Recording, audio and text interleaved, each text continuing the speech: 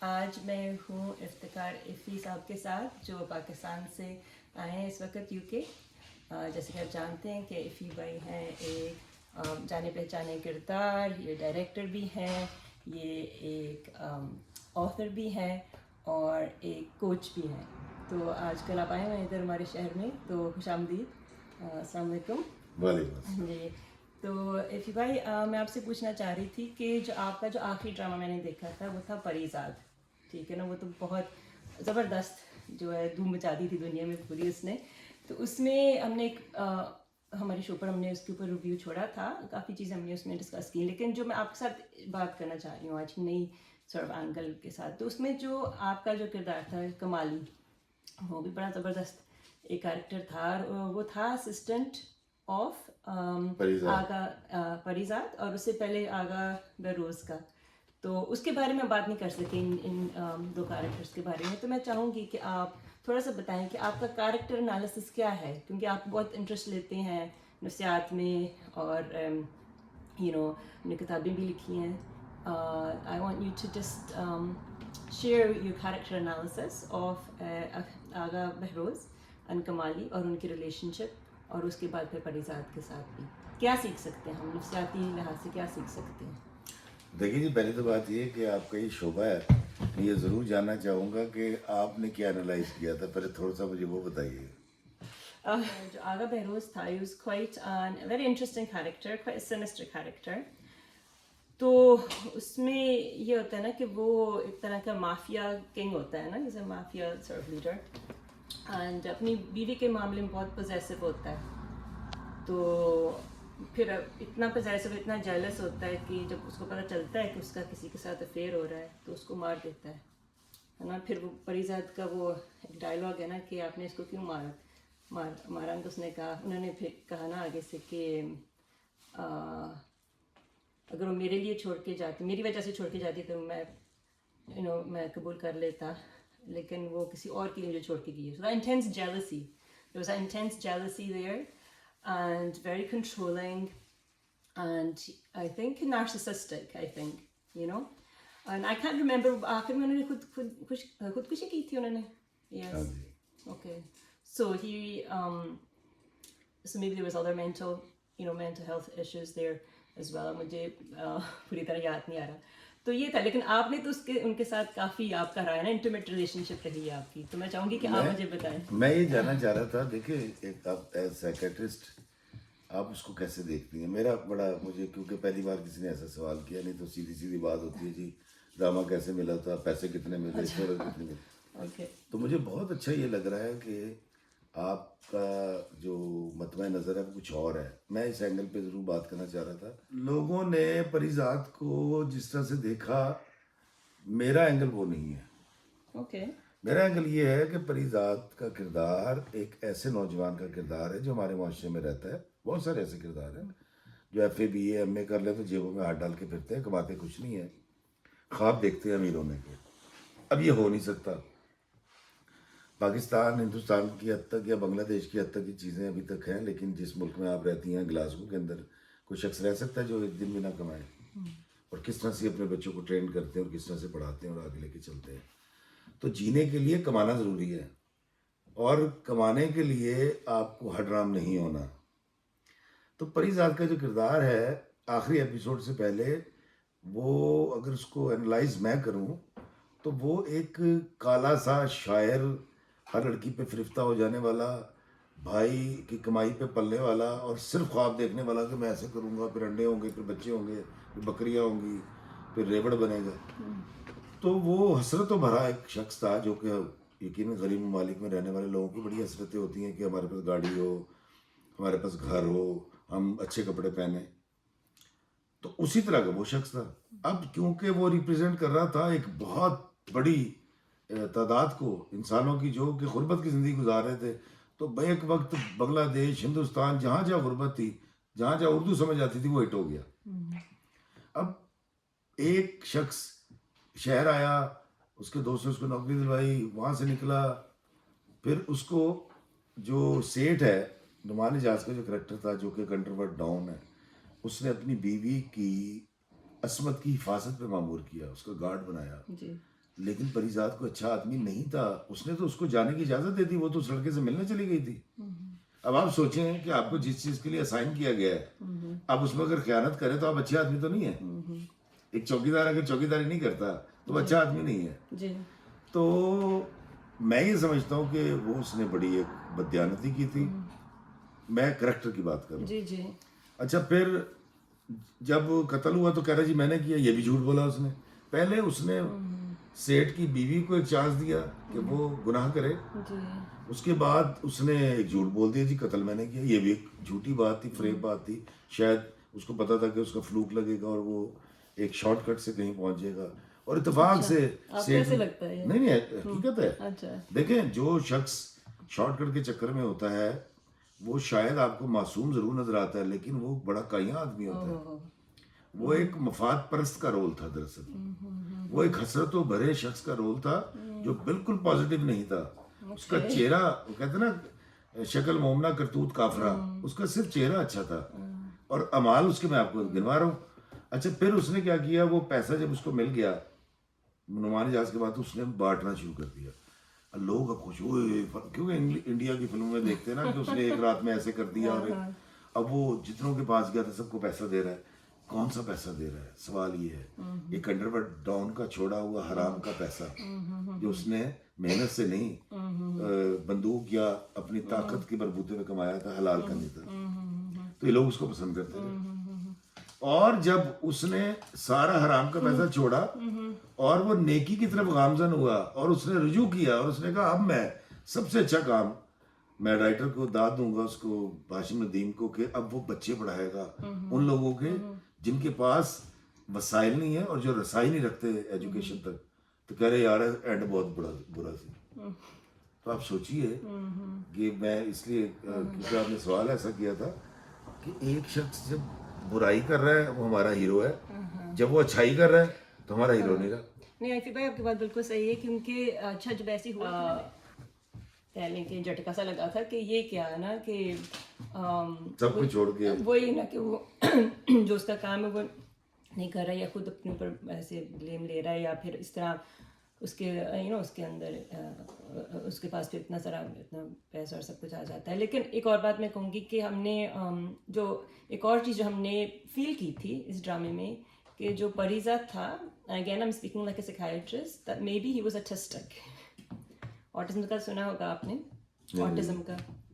Autism یہ ہے کہ ایک کیفیت ہوتی ہے, بیماری تو نہیں ہے, کہ کیفیت ہوتی ہے جو بچپن سے شروع ہو کر پوری زندگی ساتھ رہتی ہے کچھ لوگوں میں. تو اس میں یہ ہوتا ہے کہ لوگوں کے دوسروں کے ساتھ ملنے کے میں نا ان کو بہت مشکلات کا سامنا کرنا پڑتا ہے, بہت ان کو گھبراہٹ ہوتی ہے, دے کینٹ سوشلی انٹریکٹ, ٹھیک ہے نا, ان کو بہت دے ڈونٹ انڈرسٹینڈ ایموشنز. لیکن یہ تو کر رہا تھا نہیں وہی ہے نا, آئی نو because this is the contention, کیونکہ میں نے بھی it's a possibility, I'm not saying as definitely. واقعی اس میں کئی چیزیں ہیں اس کے کردار میں کہ he is very sensitive, very emotionally, مطلب کہ ایموشنلی سینسٹیو تھے بہت. لیکن یہ تھا کہ کافی چیزوں میں وہ ہی واز ویری لائک. میں نے ان کی گاڑی دیکھی. اچھا. میں ایموشنلی بڑا سینسٹیو ہو گیا ہوں, یار ان کی گاڑی بڑی اچھی ہے تو میں نے کھول کے لے جاؤں یا چھین لوں.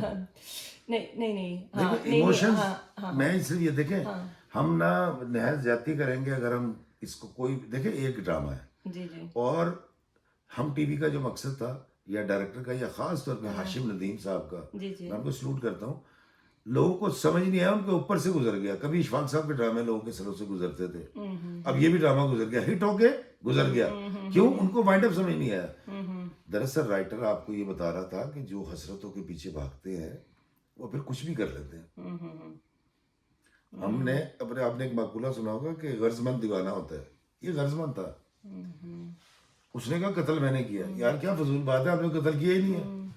اچھا لیکن بھائی ایک تھوڑا اس کو اور طرف لے کے جا رہی ہوں, لیکن اس نے پیسے تو اس نے مطلب کہ حاصل کر لیے, ٹھیک ہے, لیکن اس کو مطلب کہ was he really wanting it for himself? اچھائی کے لیے یوز کیا, نہیں اچھائی کے لیے استعمال کیا, لیکن اصل میں جو پریزاد تھا he was not after money for himself, like almost کہ اس سے وہ کیا کر سکتا ہے اور کیا مطلب اپنے فیملی کے لیے, اس کے لیے کیا اپرچونیٹیز کھل سکتی ہیں اس کے ساتھ. یہ تھا نا, ہی wasn't like money greedy himself. دیکھیے آپ کے یہاں نوٹنگم میں قلعے کے باہر ایک بڑا اچھا اسٹیچو لگا ہوا ہے روبن ہوڈ کا. اب مجھے بتائیں, روبن ہوڈ کو لوگ کہتے ہیں تھیف آف ہارٹس. جی جی, میں اس کو تھیف آف ہارٹس نہیں مانتا. اس کی ریزن یہ ہے, میں کسی دین کی بات نہیں کروں گا, میں کسی دھرم کی بات نہیں کروں گا, میں سوسائٹی کی نارمس کی بات کرتا ہوں. ہم ایک سوسائٹی میں رہتے ہیں, وہاں مختلف مکاتب فکر کے اور مختلف مذاہب کے لوگ ہیں. مجھے بتائیں کہ کیا کوئی شخص سوسائٹی میں یہ کرے کہ امیروں کو لوٹے, ڈاکہ مارے اور غریبوں میں بانٹ دے؟ روبن ہوڈ یہی کرتا تھا نا. جی جی, تو یہ کہانی آج کی نہیں ہے, یہ بہت پرانی کہانی ہے کہ امیروں کو لوٹنا اور غریبوں کو دینا اور ہیرو. لیکن اصول جب ہم دیکھتے ہیں تو یہ جائز نہیں ہے, مطلب یہ ٹھیک نہیں ہے. نہیں بالکل. میں آپ کے پیسے چھین لوں کیونکہ آپ نے اتنے اچھے کپڑے پہنے, میں کسی غریب کو آپ کے پیسوں سے کپڑے دلواؤں گا گرم.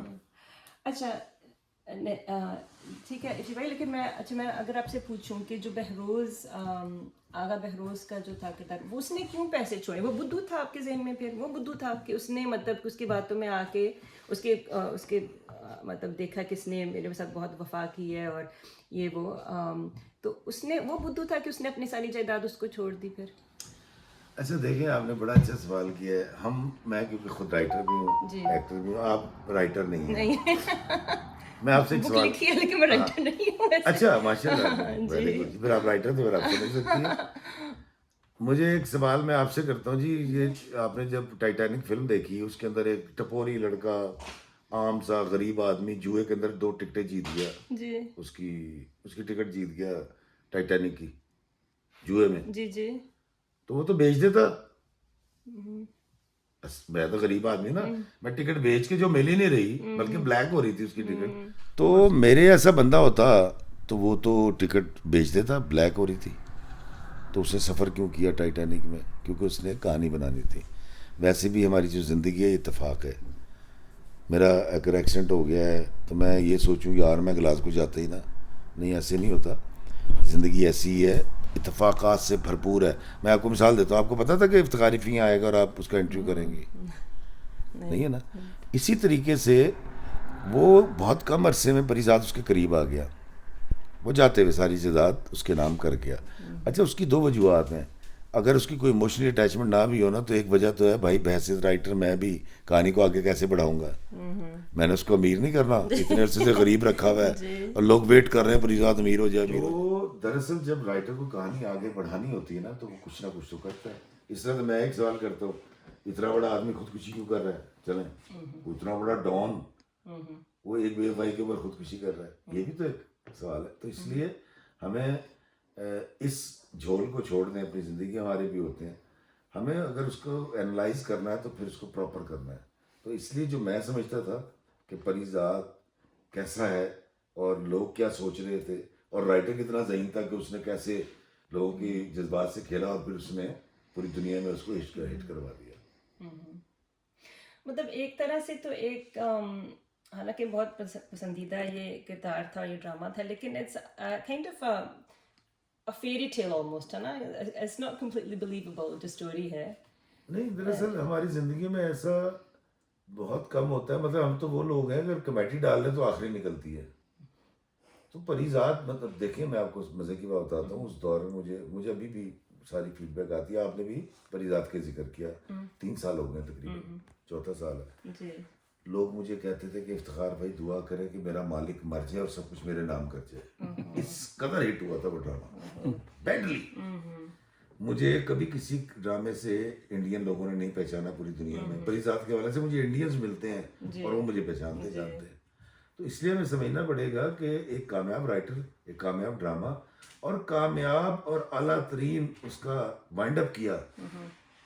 بس اب یہ کیونکہ یہ چاہ رہے تھے, دیکھیں ہمارا میڈیم ہے دکھانے کا میڈیم, ٹی وی میڈیم ہوتا ہے دکھانے کا. اب یا تو نیچے لکھا ہوتا کہ دوستوں اس بات کو سمجھ لیں کہ وہ حرام کا پیسہ تھا, وہ واپس چلا گیا اور اب یہ نیک کام کر رہا ہے, یہ اچھا آدمی ہے, اس کو اچھا تصور کریں. یہ تو نہیں کر سکتے تھے نا. تو آپ اس کو ضرور اینالائز کیجیے گا بحیثیت سائیکیٹرسٹ کے, لوگ اس کے ساتھ کیسے جڑے.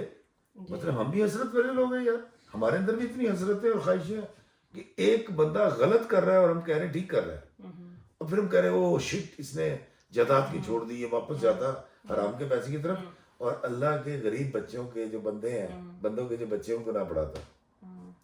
تو میں تو اس کو ایسے انالائز کرتا. لیکن پھر مرنے کے لیے تیار کیوں ہو جاتا ہے پھر؟ کون؟ وہی پریزاد. کہاں مرنے کے لیے تیار ہے؟ اس کو پتا تھا پاکستان میں سب کو پتا ہے پھانسی اب تو پوری دنیا میں نہیں ہوتی, اس نے الزام اپنے اوپر لیا, یہی کیا نا, اور پھر آزاد ہو گیا. 14 سال جو قید ہوگی وہ تو دن رات ملا کے 7 سال رہ جائے گی نا, اور 7 سال میں اگر اتنے بڑے بندے کی نظروں میں آ جاتا ہوں, یہ لوگ سمجھتے ہیں. دیکھیں میں جج کے سامنے رو کے کہوں میں بھوکا تھا, میرے بچے بھوکے تھے, میں نے چوری کی ہے, مجھے چھوڑ دے گا وہ؟ نہیں چھوڑے گا. وہ کہے گا تو کماتا کیوں نہیں ابھی, کیا روزگار موجود نہیں ہے, تم اتنے حرام کیوں ہو؟